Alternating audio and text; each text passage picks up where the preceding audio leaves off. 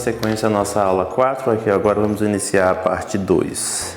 Aqui vamos iniciar com essa proposição 2, que diz o seguinte: sejam A e B dois elementos de um domínio de integridade A, então A divide B e B divide A se somente se existir um elemento inversível, U, tal que B é múltiplo de U.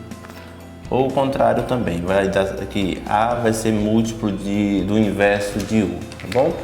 Essa demonstração eu vou deixar como exercício, vai ser exercício para vocês, eu vou estar também na lista que eu já vou estar disponibilizando para vocês,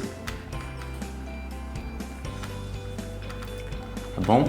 Basta vocês acompanhar pelo fascículo que tem a demonstração, então eu quero que vocês refaçam essa demonstração, para vocês pegar um pouco mais de experiência em demonstrações, tá certo? Aqui, só relembrando para vocês o que é domínio de integridade. Nós falamos aqui de domínio de integridade. Isso nada mais é que um anel sem divisor de zero.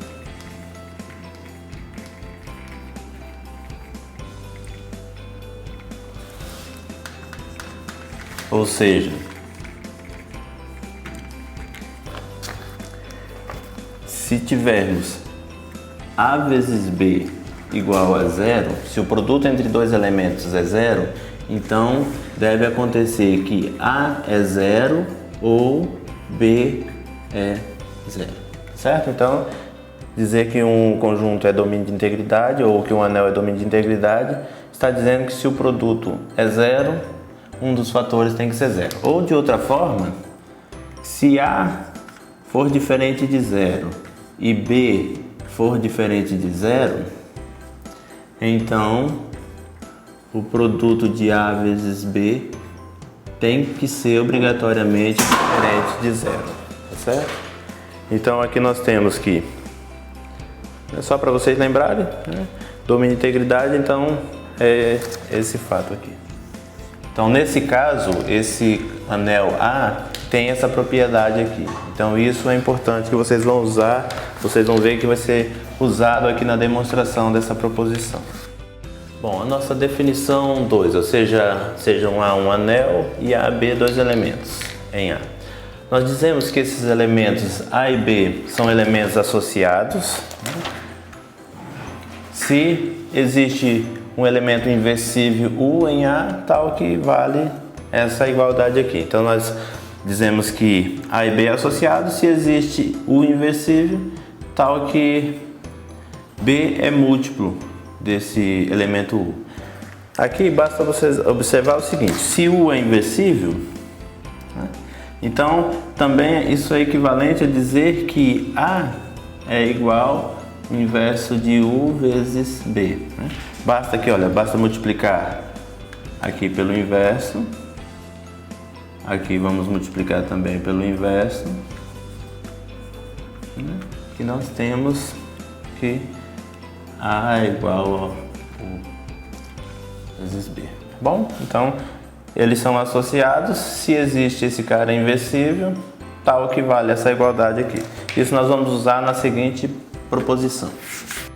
Bom, a nossa proposição 3 também está relacionada a domínio de integridade, ou seja, eu pego um domínio de integridade, então nesse domínio, dois elementos são associados se somente se A divide B e B divide A. Não é difícil perceber, olha, se A e B são associados, significa que existe U inversível, tal que vale essa igualdade. Da definição nós vimos que A e B é associado, então U é inversível, e vale essa igualdade. Mas aí nós vimos que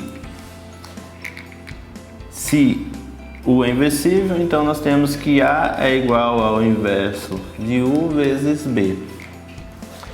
Dessa primeira igualdade, o que nós podemos dizer? Que A divide B. A divide B. E dessa que B divide A. Então não é difícil entendermos e verificarmos essa proposição 3. Basta olhar para a definição de elementos associados que nós entendemos a nossa proposição. A nossa definição 3 é a definição de máximo divisor comum, né, que possivelmente vocês já conhecem. Já ouviram falar máximo divisor comum de números inteiros ou números reais. E segue a mesma ideia, olha. Aqui, para que D seja o máximo divisor comum de dois elementos A e B, então D tem que ser divisor de A e tem que ser divisor de B, por isso é divisor comum, e tem que satisfazer essa segunda propriedade. Olha, se existir um outro divisor tal que divide A e divide B, então esse outro divisor também tem que dividir o D, né? Aqui significa que D é divisor comum de A e B, e aqui garante que D é o máximo divisor de A e B, certo? Comumente nós escrevemos assim, o MDC de A e B igual a D, tá certo? Bom, aqui é a nossa proposição 4. Sejam dois elementos no anel A, tal que o MDC de A e B seja D. Um outro elemento D1 em A vai ser o máximo divisor comum de A e B, se vale essas duas condições aqui. Se D1 divide D e se D divide D1. Então, aqui o que nós estamos colocando? Que o MDC entre A e B é igual a D1, mas por hipótese nós já temos que o MDC de A e B é igual a D. Então basta vocês olhar para a definição de MDC, que claro que vai valer essas duas condições aqui. Por quê? Se o D1 é o MDC de A e B, pelo item 2 da definição, o que é que nós temos lá? Que se existe um outro divisor, um outro MDC, então tem que dividir o primeiro. Então, pelo fato desse aqui ser MDC, ocorre que o D divide D1. E pelo fato desse aqui ser MDC, ocorre que o D1 divide D. Então, um sentido da demonstração, basta usar a definição de MDC, certo? E o outro sentido também você usa a definição, só que daí uso o sentido contrário, tá bom? A demonstração eu não vou fazer ela formalmente, vou deixar para vocês olharem, essa eu não vou pedir na lista de exercícios, tá certo? Mas dê uma olhada na demonstração. Bom, para encerrar nossa aula, vamos verificar essa proposição 5. Sejam A e B dois elementos em A, aqui A é um domínio de integridade, né? E o MDC de A e B é D. Então, um elemento D1 de A é o máximo divisor comum de A e B, se somente se D1 e D são elementos associados. Só relembrando o que significa ser elementos associados. Se D1 e D são elementos associados, vai existir um elemento inverso em A, tal que vale essa igualdade, ou equivalente, vamos ter que D é igual ao inverso de U vezes D1, certo?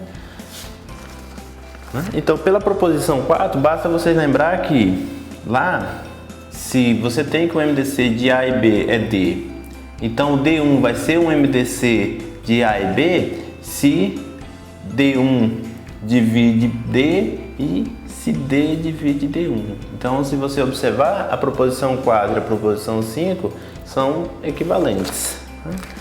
Então, assim nós terminamos a aula 4. Só lembrando que no início do vídeo da aula 4, na parte 1, eu falei que ia ser em 3 partes, né? Mas ficou somente em 2 partes, tá bom? Até a próxima aula.